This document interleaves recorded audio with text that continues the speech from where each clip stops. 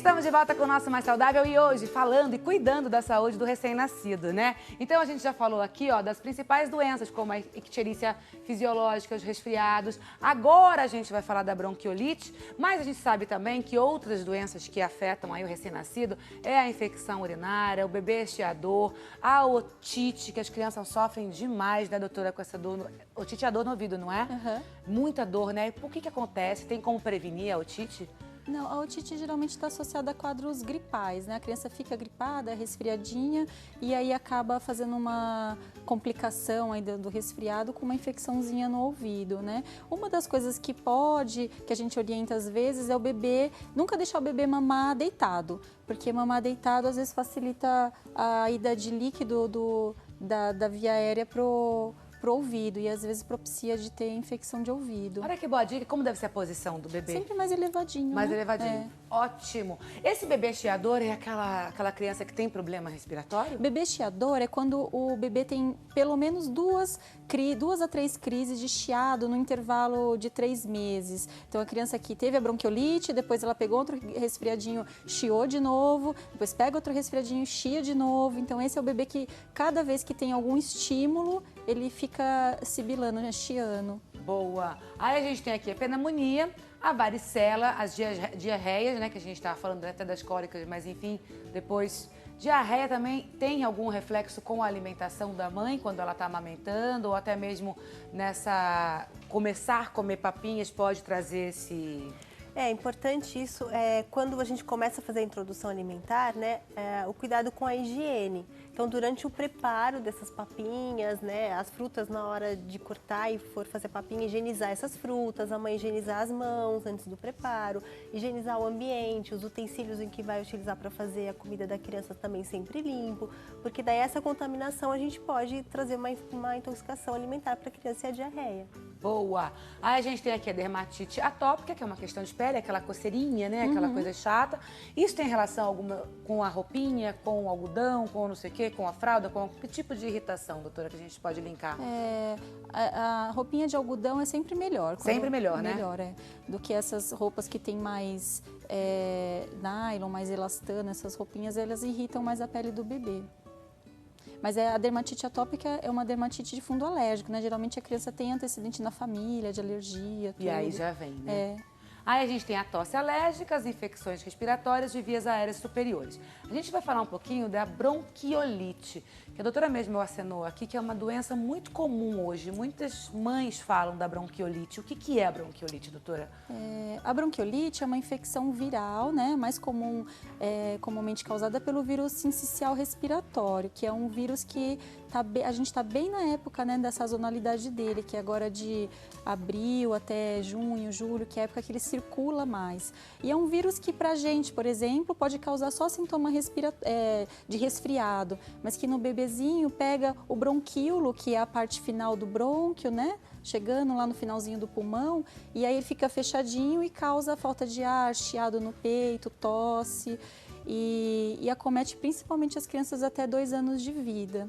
E tem fatos, né? Tem bebês que são até internados, Sim. né? O bebê da apresentadora, da Rafa Brits, junto com o Felipe Andreoli, é um recém-nascido e ele ficou internado, rico na UTI, por conta da bronquiolite. E a gente está numa época que aqui, pelo menos na região de Campinas, todos os hospitais estão lotados, né? Sem vaga. Saiu umas reportagens também de hospitais em São Paulo, até hospitais particulares e tudo, que está super lotado de criança com infecção pelo vírus sincicial respiratório. E tem como prevenir a bronquiolite? É o que a gente já conversou em relação aos vírus respiratórios, né? Prevenção de gotícula, contato com criança doente, com aglomerado de gente, ambiente arejado, lavagem de mãos. Esses são aqueles cuidados que a gente já conversou, como para qualquer outro vírus. Perfeito. Eu quero mandar um beijo aqui para a Amália da Silva Melo, de Campinas. Ela fala que me deseja uma boa semana e me manda um beijo bem gostoso e bem carinhoso. Amália, para você também, ó. Um beijo bem instalado, bem gostoso para você e uma ótima semana, tá? E a Mirtes Lages também, de Teresina, Piauí, fala que mandou um abraço, quer abraçar, Cícera. Então você quer abraçar? Então a gente vai abraçar agora, vem. vamos dar aquele abraço, tá bom? O abraço que eu vou dar na missa, vou dar em todos vocês aí, aquele abraço, mas apertado, gostoso, cheio de carinho, cheio de dengo, tá bom? Obrigada pelo carinho de vocês, são demais. Vamos fazer o seguinte, tem uns mitos e verdades aqui e a gente vai desmistificar algumas coisas, tá bom? Vamos ver? Vamos começar aqui o nosso mito ou verdade do nosso mais saudável. Vamos ver o que vem por aqui. Doutora, bebês sentem muito frio, é um mito ou uma verdade? É um mito. O bebê sente mais frio, um pouquinho mais de frio que a gente, né? Então, costumo falar, se você tá de manga curta e tá confortável para você, talvez o bebê precise de uma manguinha comprida, mas não um monte de roupa, né? 3, 4 camadas de roupa, às vezes só um pouquinho a mais do que a gente tá. Sente um pouquinho mais de frio, mas nada exagerado. Então tem mãe que tem mania que me dá até um desespero, me dá até um calorão, que bota não sei quantas milhões de mantas, não precisa de tudo isso. Não tem necessidade. Até no verão, né? Às vezes tem mãe que faz isso, né? Coloca um monte de roupa, embrulha, porque é recém-nascido, acha que sente frio. Ele tem um pouquinho mais de frio, né? Do controle da temperatura deles, não é que nem o nosso. Mas também não precisa empacotar a criança quando tá calor. Exato. Literalmente, tá, mãe? Pode... Fica mais calma aí. Então é um mito, doutora. Bebês sentem muito frio, é um mito, é isso? A gente pode considerar aqui? Uhum. Então vamos lá e vamos carimbar aqui, ó, como mito.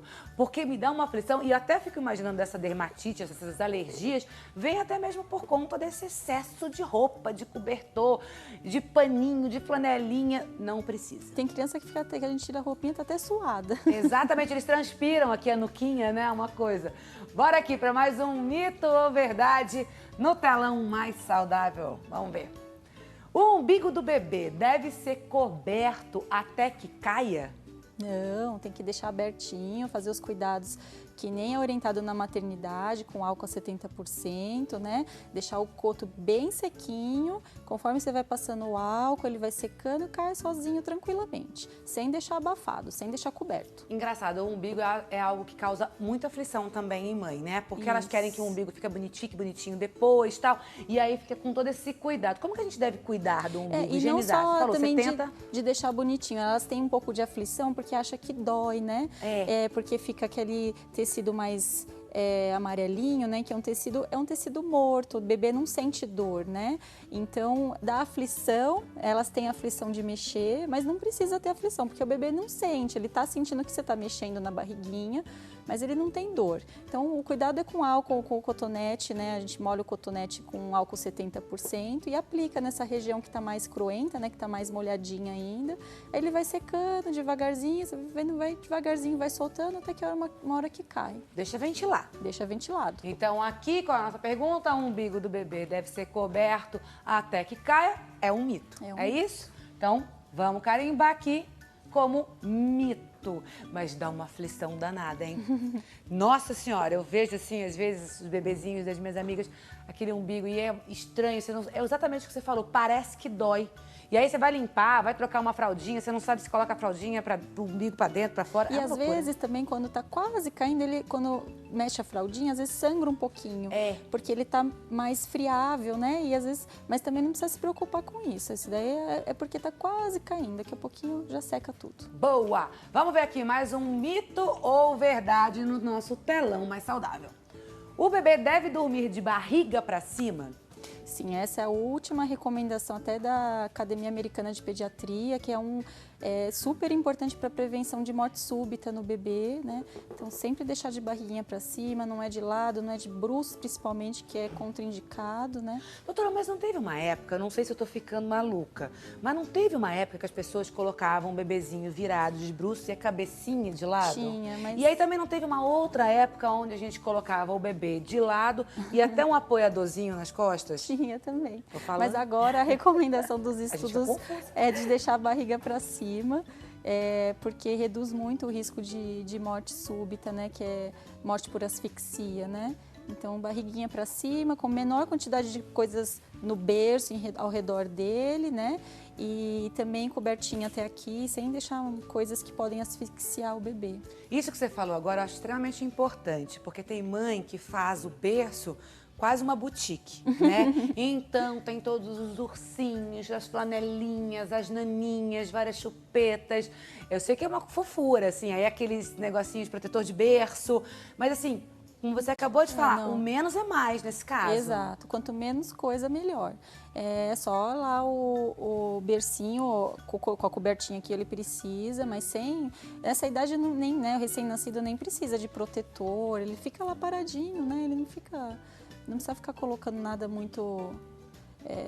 dessas boutiques no bercinho. E ó, gente, de barriguinha pra cima, tá? Não é quem é da minha época aí, que escutou barriguinha pra baixo, cabecinha pro lado, não mais. E nem de lado com apoiador, também não mais. Agora barriguinha pra cima. Isso. Suave na nave. Boa! Então vamos carimbar aqui, ó. O bebê deve dormir de barriga pra cima. Isso é uma verdade. Gente, que delícia, adorei. Muito obrigada a vocês duas aqui mais uma vez com a gente. Voltem sempre. Muito obrigada a você também pela sua companhia. Chegou a hora, cadê os papéis? Ah, estão aqui, ó. Eu vou colocar aqui os papéis na urna, porque na sexta-feira a gente vai sortear esse cordão aí. Vai chegar na sua casa, pode ser um presentaço para sua mãe, tá bom? Amanhã eu falo mais desse cordão. Ó, eu encontro com vocês amanhã a 1h da tarde aqui no nosso Mais Saudável. A gente vai falar sobre sonambulismo com grandes especialistas. O papo vai ser muito bom, tá bom? Muito obrigada pelo carinho, pela audiência, por esse começo de semana iluminado. E ó, se cuida, tá bom? Que eu tô de olho. Fica com Deus. Tchau.